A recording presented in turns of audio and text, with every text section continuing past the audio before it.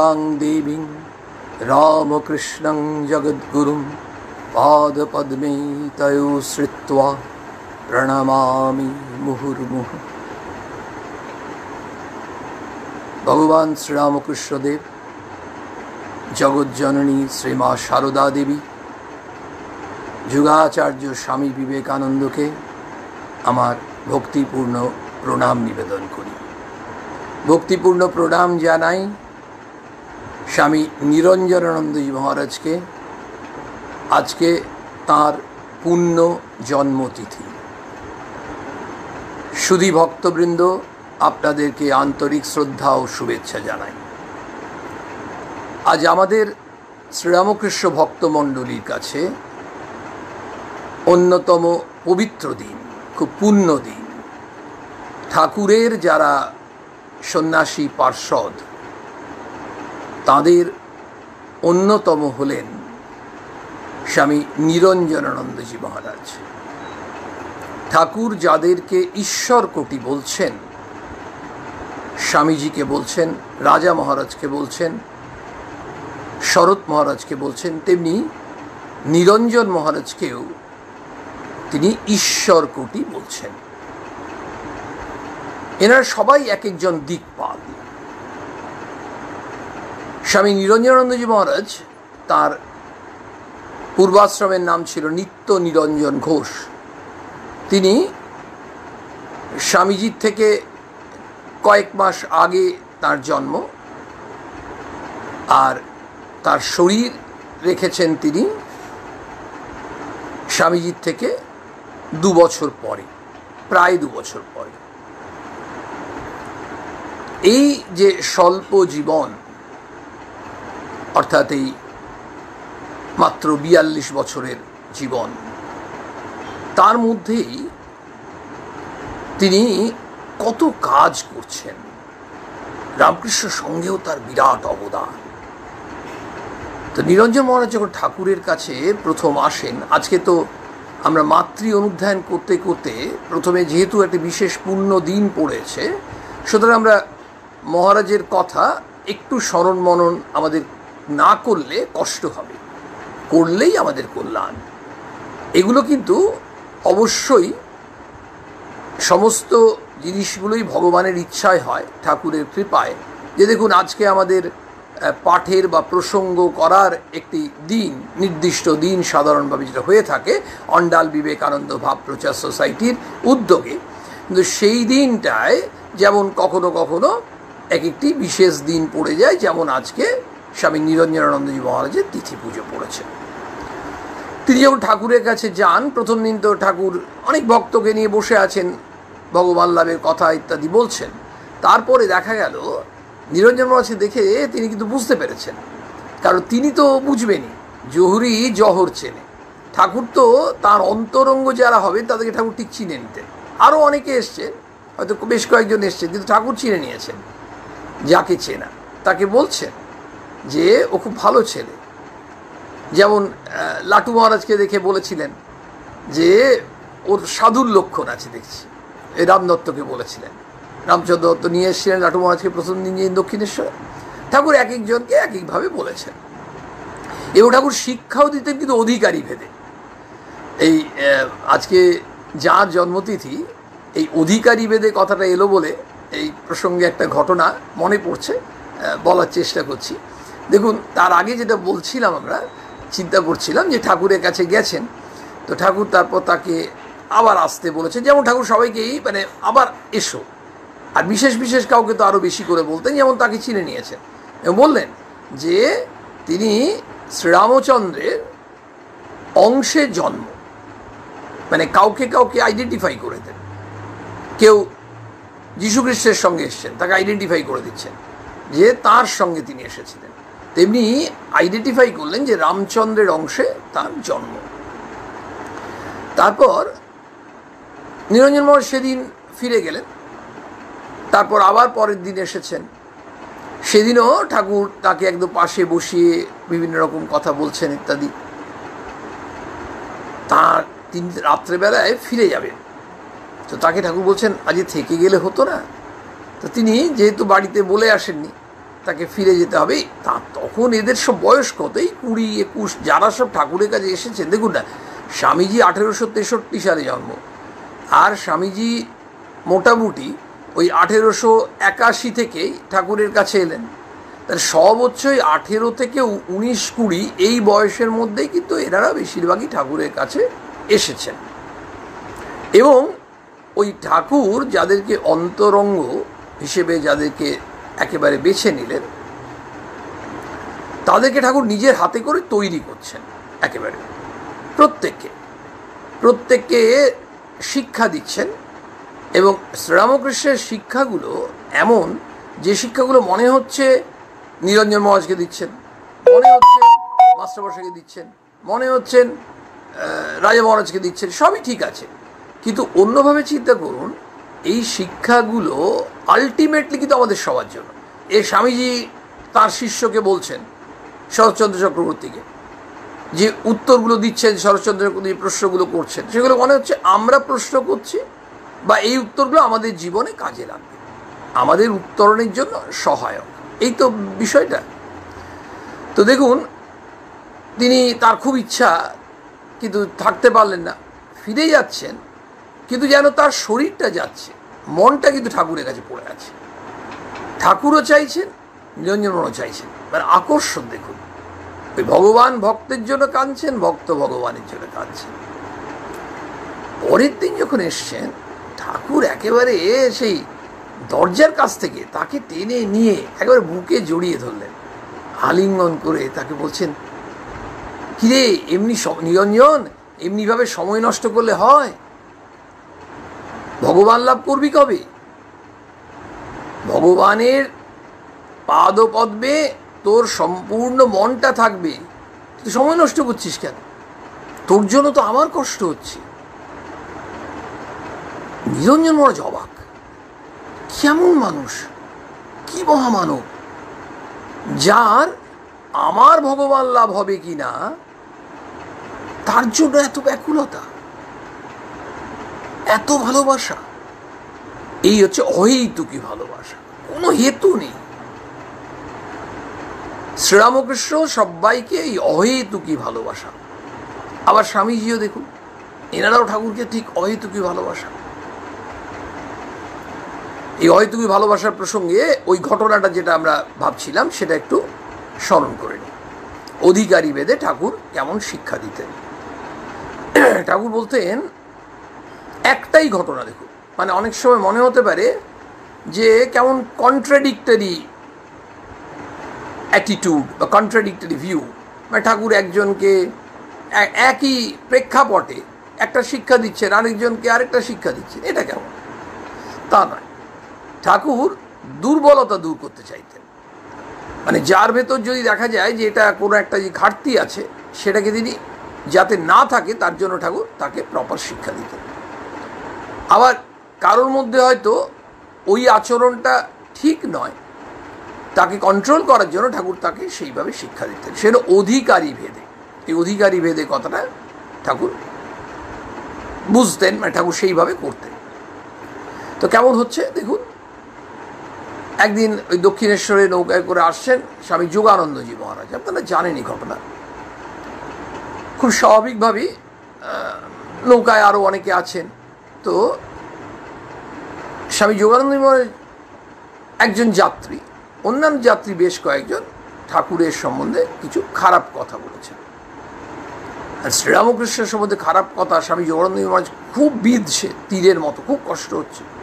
বলছে এরা জানে না, এইসব আজে বাজে কথা বলছে, মনে মনে ভাবছেন, কিন্তু এগুলো তো সব ভুল কথা, সব হচ্ছে, কিন্তু উনি তাদের কিচ্ছু বলেননি। এসে খুব কষ্ট হয়েছে, সে ঠাকুরকে বলছেন যে এই ব্যাপার, এই হয়েছে।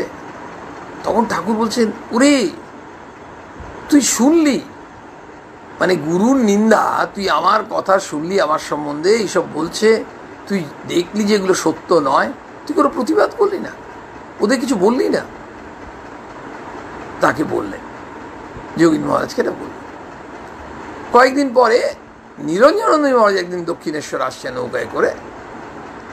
সেদিনও কিছু যাত্রী তারা নৌকার মধ্যে ওই সব কথা বলতে শুরু করেছে, মানে ওই কিছু খারাপ কথা বলছেন। অপবাদ দিচ্ছেন, ঠাকুরের নামে নিন্দা করেছেন। আর নিরঞ্জন মহারাজের চেহারাটাও বেশ শক্তিশালী চেহারা, গায়ে ক্ষমতাও খুব। তিনি এত প্রথমে তাদেরকে বলেছেন এসব কথা বলবেন না, এসব বলেছেন। তো তারা সব একটু বয়সে ম্যাচিওর। নিরঞ্জন মহারাজ কত বয়স, ওই 20 অমনি হবে, হ্যাঁ, বাচ্চা ছেলে। আরও বলছে। এবার নিরঞ্জন মহারাজ রেগে গেছেন। প্রথমে তো বুঝিয়েছেন, বলেছেন, বারণ করেছেন, শুনলেন। এবার নৌকাটা নিয়ে দোলাতে শুরু করেছেন। বলছেন এবার একেবারে নৌকা ডুবিয়ে দেবো, সবাই ডুবে যাবে। তখন ওরা সব হাতে পায়ে ধরা অবস্থা, ক্ষমা করে দাও, ক্ষমা করে দাও, ভুল হয়েছে, আর বলবো না ইত্যাদি। তারপর নিরঞ্জন মহারাজ চুপ করেছেন। ফিরে এসে ঠাকুরকে বলেছেন। তো ঠাকুর বলছেন, ওরে ক্রোধ তো চণ্ডাল, তোরা তো রাগার কি ছিল? ওরা বললো খারাপ আর আমি খারাপ হয়ে গেলাম, তুই জানিস না? দেখুন যোগানন্দ মহারাজকে কি বললেন, তুই কেন বললি না? প্রতিবাদ করা উচিত ছিল না? আর যিনি প্রতিবাদ করছেন তাকে বলছেন তোরা তো রাগার কি ছিল, ক্রোধ তো চণ্ডাল, তোর এসব বলা কথা। আর তুই যে তোদেরকে করছিলিস বলতো, কত বড় বিপদ হয়ে যেত নৌকা ডুবিয়ে দিলে। আর কয়েকজন লোক বলছিল, ঠিক আছে, ওরা লোক না পোক এই ভাববি। আর এই যে মাঝি, ওরা তো কিছু করেনি, নিরীহ লোক, তো ওরাও তো অসুবিধায় পড়ে যেত, বিপদে পড়ে যেত। নিরঞ্জন মহারাজ ঠাকুর শিক্ষা দিলেন। এই যে শিক্ষাটা, অর্থাৎ যেখানে যেমন সেখানে তেমন, যাকে যেমন তাকে তেমন, ঠাকুর এইভাবে শিক্ষা দিতেন। তো আজকে এই যে মাতৃ অনুধ্যান, আমরা নিরঞ্জন মহারাজের সঙ্গে মায়ের প্রসঙ্গটা একবার একটু করে নিই। কেমন ব্যাপারটা? তিনি শ্রীশ্রী মাকে খুব ভক্তি করতেন, খুব ভক্তি করতেন। এমন ভক্তি করতেন যে স্বামীজি মহাপুরুষ মহারাজকে একটা চিঠি লিখেছিলেন, তাতে লিখেছিলেন যে নিরঞ্জন লাঠিবাজি করে, কিন্তু ওর মায়ের ওপর ভক্তি অনুপম, তাই ওর লাঠি হজম হয়ে যায়। মায়ের ওপর ভক্তি একেবারে প্রবল ভক্তি। লাঠিবাজি করে মানে নিরঞ্জন মহারাজ ওই লাঠি নিয়ে দাঁড়িয়ে থাকতেন, মানে লাঠি নিয়ে গরু তাড়াতেন তা নয়, লাঠি নিয়ে তিনি দাড়ির ভূমিকায় থাকতেন। ঠাকুরের কাশীপুরে তিনি করেছেন দাড়ির ভূমিকায়, তিনি স্বামীজি যখন আছেন বেলুড় মঠে তখনও করেছেন দাড়ির ভূমিকায়, বিভিন্ন ক্ষেত্রে। একেবারে কাশীপুরে যখন ঠাকুরের শরীর শেষের দিকে বেশ শরীর খারাপ হয়ে গেছে, তখন তারা সব ঠিক করলেন না, স্বামীজি, বাবুরাম মহারাজ, রাজা মহারাজ সবাই মিলে ডিসাইড করলেন যে এখন ঠাকুরের কাছে কাউকে দর্শন করতে দেওয়া যাবে না। এই গৃহী ভক্তরা আসতেন, সব আসতেন, কাউকে আসতে দেওয়া যাবে না। এবং তাহলে কেউ যদি চলে যায় ঠাকুরের কাছে, আটকাবে কে? তখন নিরঞ্জন মহারাজ বললেন, আমি আটকাবো, আমি লাঠি নিয়ে দাড়ির ভূমিকায় থাকবো। আর যাই হোক, যিনি ওই দারোয়ানের কাজ করবেন তাকে এটা অপ্রিয় হতে হয়। কারণ এমন হতে পারে ঠাকুরের যে হয়তো খুব কাছের মানুষ কেউ এসছেন, তাকে যদি না যেতে দেওয়া হয় তাহলে স্বাভাবিকভাবেই লোকে নিরঞ্জন মহারাজকে ভুল বুঝবেন, যিনি যেতে দিচ্ছেন না। যাই হোক, তবু তিনি বললেন ওই অপ্রিয় কাজ হলো আমি এটা করব। এবার একদিন কি হয়েছে, রামদত্ত, দেখুন কাশীপুরে বাড়িটার জন্য যে টাকা পয়সা যেটুকু দেওয়ার, সেটা এই গৃহী ভক্তরাই করতেন। তার মধ্যে রামচন্দ্র দত্ত আছেন। তো রামচন্দ্র দত্ত ঠাকুরের একেবারে খুব অন্তরঙ্গ গৃহী পার্শ্বদের মধ্যে অন্যতম। তিনি একদিন এসেছেন ঠাকুরকে একটু ওই ফুল নিয়ে এসেছেন বা সামান্য মিষ্টি ইত্যাদি নিয়ে এসেছেন, ঠাকুরকে আবার দর্শন করবেন। নিরঞ্জন মহারাজ আটকে দিয়েছেন, না যেতে দেওয়া হবে না। তিনি বলছেন, না এটা আমাদের এখন সিদ্ধান্ত হয়েছে, নিয়ম নিয়ম। তখন লাটু মহারাজকে তখন বলেছেন রামচন্দ্র দত্ত যে এই ব্যাপার, তাহলে ঠাকুরের কাছে এটা একটু নিয়ে গিয়ে ঠাকুরের চরণে স্পর্শ করিয়ে নিয়ে আসা। তখন লাটু মহারাজ গেছেন এবং পরে ঠাকুর আবার ডেকে নিয়েছেন। তখন নিরঞ্জন মহারাজ তাকে অ্যালাউ করেছেন, রামচন্দ্র দত্ত যেতে পেরেছিলেন। নটি বিনোদিনী তিনিও কিন্তু ঠাকুরের কাছে এই সময় দর্শন করতে খুব ইচ্ছে প্রকাশ করেছে। ঠাকুরের খুব শরীর অসুস্থ, ঠাকুরের আশীর্বাদ পেয়েছেন। তো তিনি যখন আসতে চেয়েছেন, তো এখানে তো নিরঞ্জন মহারাজ আটকে দেবেন, তখন কালীপদ ঘোষ তিনি একটি ব্যবস্থা করেছিলেন, তাকে ওই সাহেব সাজিয়ে নিয়ে এসেছিলেন এবং নিরঞ্জন মহারাজ বুঝতে পারেননি। তিনি গিয়ে ঠাকুরের চরণ স্পর্শও করেছিলেন এবং পরে নিরঞ্জন মহারাজ জেনেছিলেন কিন্তু বুঝতে পারেননি। স্বামীজির ওখানেও কিন্তু তিনি ওই দাঁড়ির ভূমিকায় থাকতেন। একেবারে মানে কেউ আসলে, তো স্বামীজির শরীরটাও ভালো নেই, কেউ আসলে তাকে স্বামীজির কাছে যেতে দিতেন না। তো নিরঞ্জন মহারাজ যখন মায়ের ওপর যে ভক্তি, যেটা আমরা এইমাত্র শুনলাম, স্বামীজি বলছেন নিরঞ্জন লাঠিবাজি করে। যে কেন লাঠিবাজি করে কথাটা এলো, কিন্তু লাঠি হজম করা যায়, কারণ মায়ের ওপর ভক্তি অনুপম। এই যে মায়ের ওপর ভক্তি, এই কালীপদ ঘোষের কথাই এলো।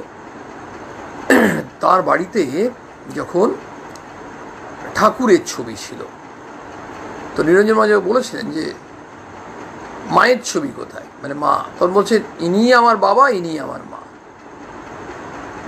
পরবর্তী ক্ষেত্রে গিরিশ ঘোষ বলছেন আমি কি মাকে চিনতুম? মাকে আমরা কিভাবে দেখতুম না, গুরু পত্নী, ব্যাস। মা যে জগৎজননী সেটা আমরা বুঝতেই পারিনি। নিরঞ্জন চেনালেন, নিরঞ্জন মহারাজই মায়ের যে স্বরূপ শ্রীশ্রীমা কে সেইটা চেনালেন। কেমন? গিরিশ ঘোষের তখন পুত্র মারা গেছে, তার মন বেশ বিমর্ষ এবং তার অত্যন্ত স্নেহের। তখন গিরিশ ঘোষের যখন এত মন খারাপ, তখন নিরঞ্জন বলেন ঠিক আছে, আমি জয়রামবাটিতে মায়ের কাছে নিয়ে যাচ্ছি। মায়ের কাছে গিরিশ ঘোষকে নিয়ে যাওয়া হয়। তখন শ্রী মায়ের কাছে কয়েকদিন থাকার পরে বেশ কয়েকজন গেছিলেন, প্রায় সবাই ফিরে এলেন। নিরঞ্জন মহারাজ গিরিশ ঘোষ থেকে গেলেন। ওই শ্রী মায়ের স্নেহে, শ্রী মায়ের অশেষ কৃপায় গিরিশ ঘোষের মন, এই যে মনোকষ্ট সব চলে গেল।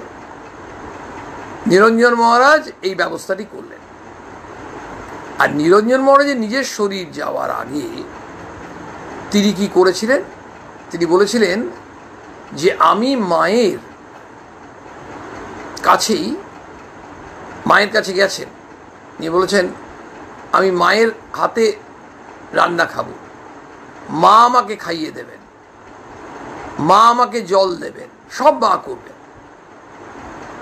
তারপর যখন শ্রী মায়ের কাছ থেকে তিনি বিদায় নিচ্ছেন, সাষ্টাঙ্গ প্রণাম করে অঝোরে কাঁদছেন। কারণ নিরঞ্জন মহারাজ বুঝতে পেরেছিলেন সম্ভবত যে তার মা জগৎজননীর কাছে হয়তো আর দেখা হবে না এই জন্মে। তার এটা শেষ সাক্ষাৎ। মাও নিশ্চয়ই সেটা জানতেন, আমরা ধরে নিতে পারি। সেই জন্য তিনি তার ইচ্ছাটা পূরণ করলেন।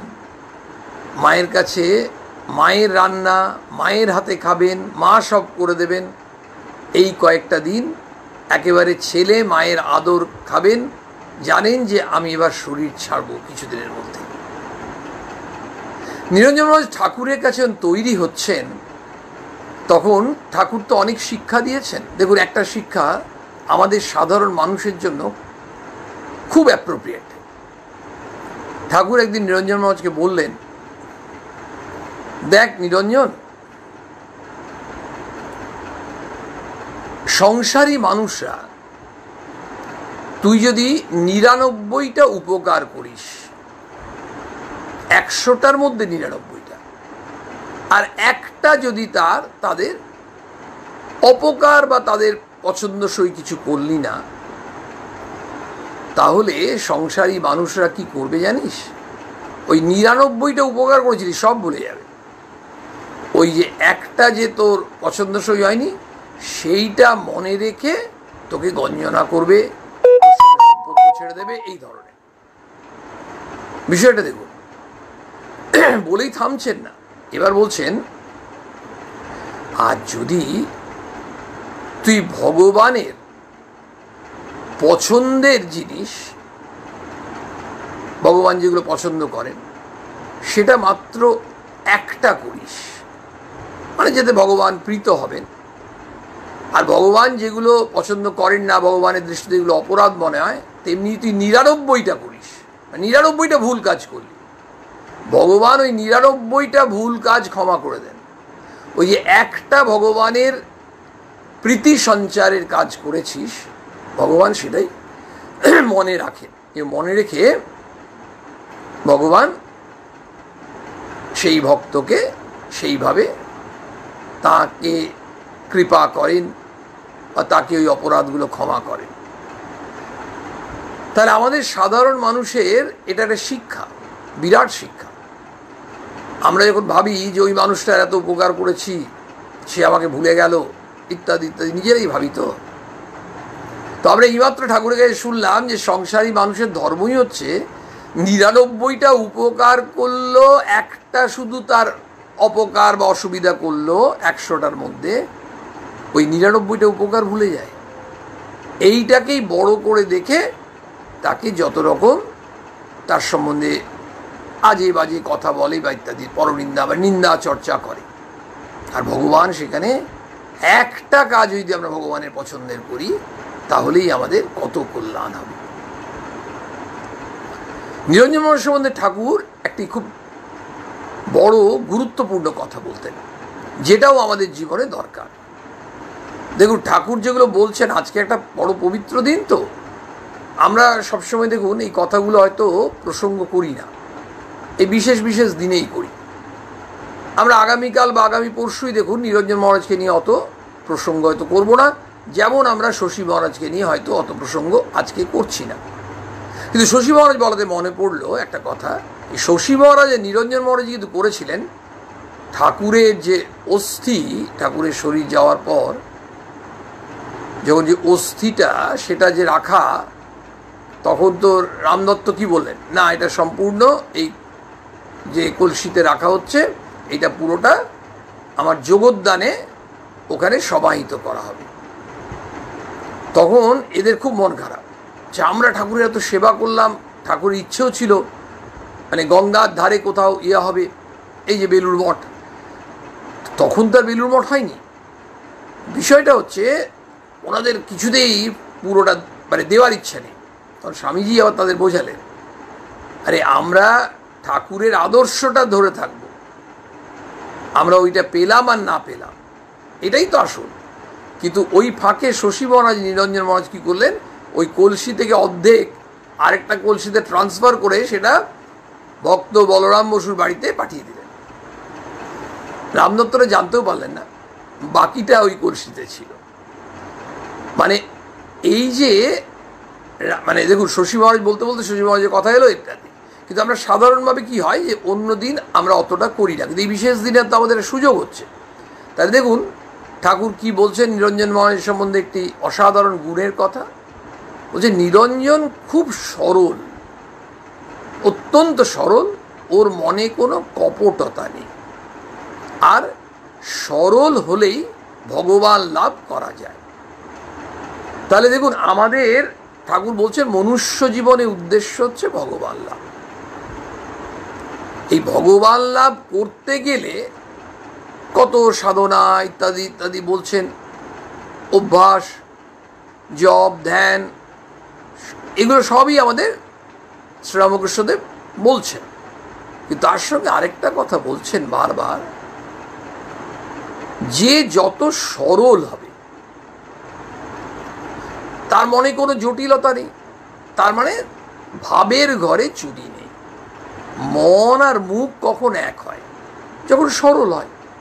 তা বলছেন যিনি সরল হবেন। এবার অনেকে আমরা ভাবি যে একজন 40 বছরের মানুষ কি সরল হতে পারেন? কেন পারেন না? 22 বছরের মানুষও সরল হতে পারেন, 40 বছরের মানুষও সরল হতে পারেন। ব্যাপারটা হচ্ছে সারল্যটা তার চারিত্রিক বৈশিষ্ট্য। নিরঞ্জন মহারাজ যেটা বৈশিষ্ট্য ছিল, প্রত্যেকের তো একটা বৈশিষ্ট্য। রাজা মহারাজ একটা বৈশিষ্ট্য, যেমন স্বামী নিজে বলছেন রাজা মহারাজ সম্বন্ধে যে আধ্যাত্মিক দিক দিয়ে আমাদের সব থেকে বড় হচ্ছে রাজা মহারাজ বলছেন, মানে আধ্যাত্মিক দিক দিয়ে আমাদের সবার থেকে বড় একেবারে। তো এই যে এক একজন দিকপাল এক এক দিকে, তো সেখানে নিরঞ্জন মহারাজের সম্বন্ধে ঠাকুর একেবারে বলে দিচ্ছেন যে ওর মনে কোনো কপটতা নেই, সম্পূর্ণ সরল। তাহলে আমাদের জীবনে কি শিক্ষা হলো? আমরা যত সরল হতে পারবো, যত মন আর মুখ এক করতে পারবো, যত আমাদের ভাবের ঘুরিয়ে চুরি কম হবে, তত আমরা ঈশ্বর লাভের পথে অগ্রসর হতে আমাদের সুবিধা। অর্থাৎ আমাদের জীবনের উদ্দেশ্য ঠাকুর বলে দিয়েছেন, পথও বলে দিচ্ছেন। এই যে ভক্তিযোগ, কর্মযোগ, বারবার বলছেন ঠাকুর যে আমাদের সাধারণ জীবের পক্ষে ওই ভক্তি পথই ভালো। তো দেখুন নিরঞ্জন মহারাজ কেমন, যেমন একদিকে গুরু ভক্তি বলছেন যে এমন এমন গুরু ভক্তি। ঠাকুরের জন্য যখন কাশীপুর থেকে মাঝে বাড়ি যেতেন, বাড়ি থেকে ফিরে আসলে তার মানে বাড়িতে গেলে তার মনটা একেবারে ছটফট করতো না, হু করতো কতক্ষণে ঠাকুরের কাছে আসবে। আবার দেখুন তার গুরু ভাইদের প্রতিও তার কি অসাধারণ ভালোবাসা, ভক্তি। যে যেখানে অসুস্থ হচ্ছেন, কোনো অসুবিধা হচ্ছে, তিনি ছুটছেন। আবার সাধারণ মানুষের জন্য নিরঞ্জন মহারাজ তো চাকরি করতেন, চাকরি করেছেন অল্প কিছুদিন তার মায়ের জন্য। ঠাকুর সেন বলেছিলেন যে তুই চাকরি করছিস কিন্তু মায়ের জন্য করছিস, সেই জন্য তাতে কোনো দোষ নেই। কিন্তু চাকরি করতে গেলে, অফিসে করতে গেলে কী হয়, একবার আবার নিরঞ্জন সরল, আবার ঠাকুর যেখানে ত্রুটি সেখানে বলেও দিচ্ছেন। ঠাকুর বলছেন ও কিন্তু আজকাল একটু মিথ্যে কথা বলছে, মানে আসলে বলেছিলেন যে আসবো, অমুক সময় আসবো, নিয়ে আসেননি। আমাদের সাধারণ জীবনে আমরা বোধহয় হামেশা এইসব কথা বলি।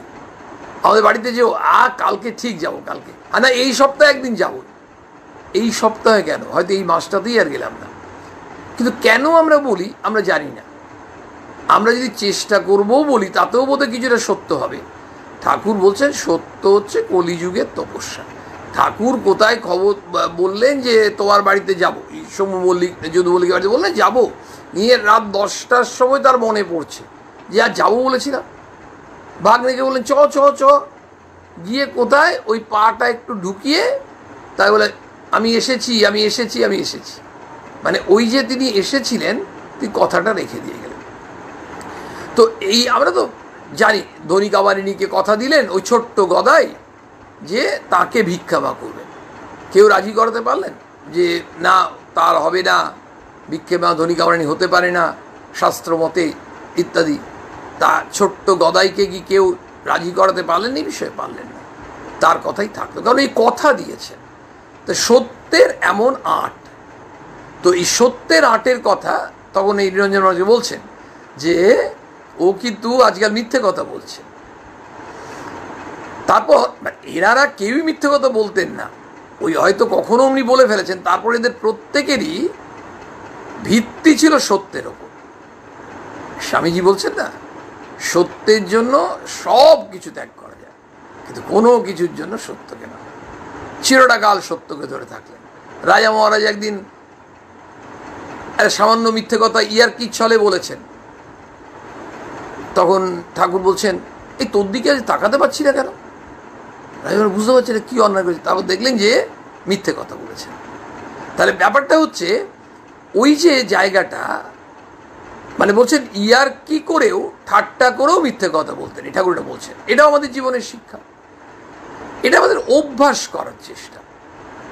এখন যারা ধরুন বয়সে যথেষ্ট পক্ক হয়ে গেছেন আমাদের, তারা তো, আমরা তো সেই ছোটোবেলায় সবাই যে হাতের লেখা লিখত, রাম বড় ভালো ছেলে সদা সত্য কথা বলিবে, সেটা আর যখন ম্যাচিওর হয় তখন বুঝতে পারে যে এটার কত প্রয়োজন, কেন ঠাকুর বলছেন।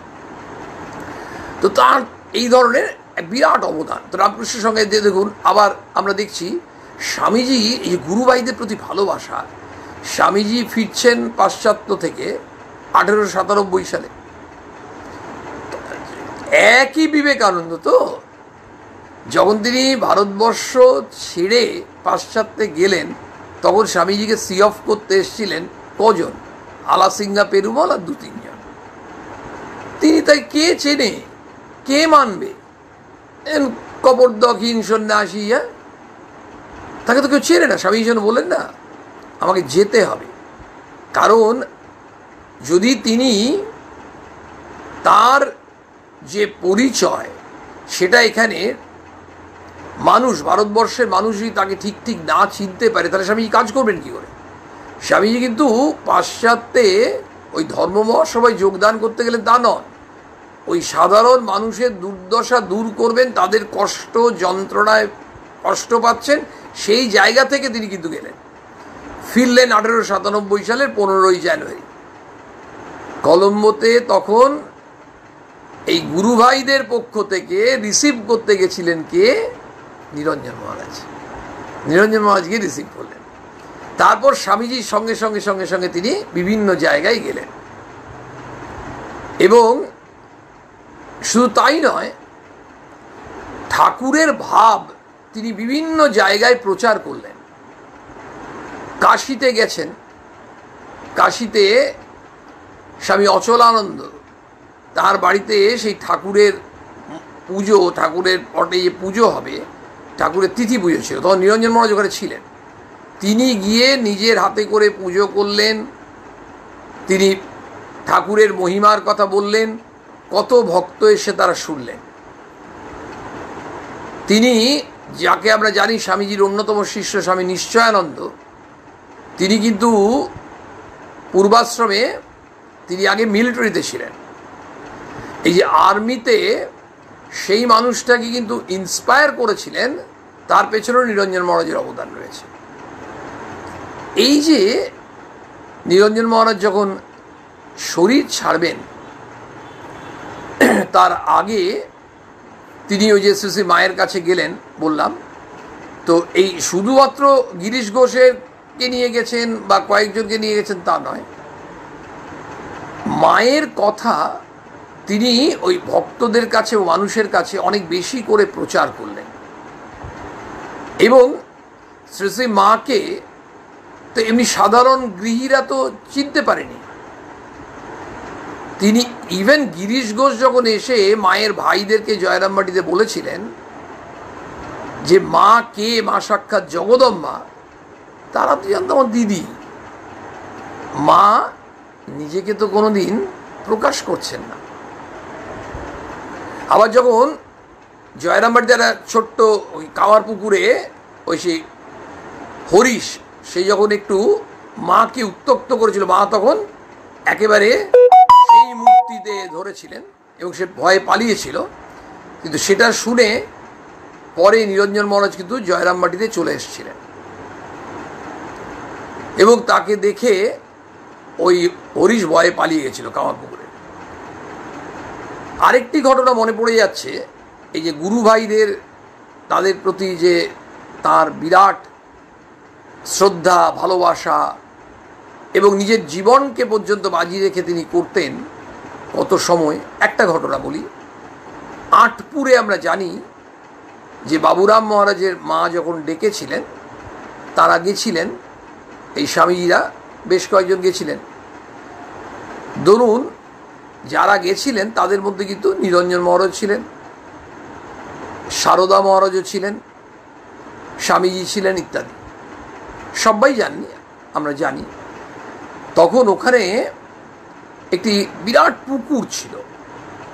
তো একদিন কি হয়েছে, আটপুর ওই পুকুরে তারা সবাই স্নান করতে গেছেন। স্নান করতে গিয়ে কি হলো না, সারদা মহারাজ একেবারে ডুবে যাচ্ছিলেন। তো নিরঞ্জন মহারাজ দেখতে পেয়ে একেবারে নিজের জানের বাজি দেওয়া যে কথাটা আমরা ব্যবহার করি তাই করলেন, করে তাকে একেবারে তুলে নিয়ে আসলেন, রেস্কিউ করলেন।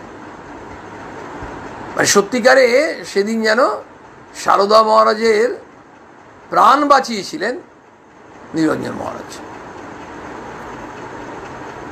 তো তার এই জীবনটাই বিরাট ঘটনাবহুল না হলেও আমরা অনেকগুলো আঙ্গিক থেকে আজকে তার পূর্ণ জন্মতিথিতে অনেকগুলো জিনিস অন্ততপক্ষে অনুধ্যান করতে পারলাম।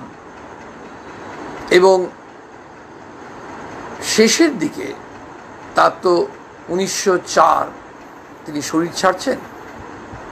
তো তখন শেষের দিকে তার কি হয়েছিল, মানে সবসময়ই ওই ঠাকুরের কথা চিন্তা করছেন, মায়ের কথা চিন্তা করছেন।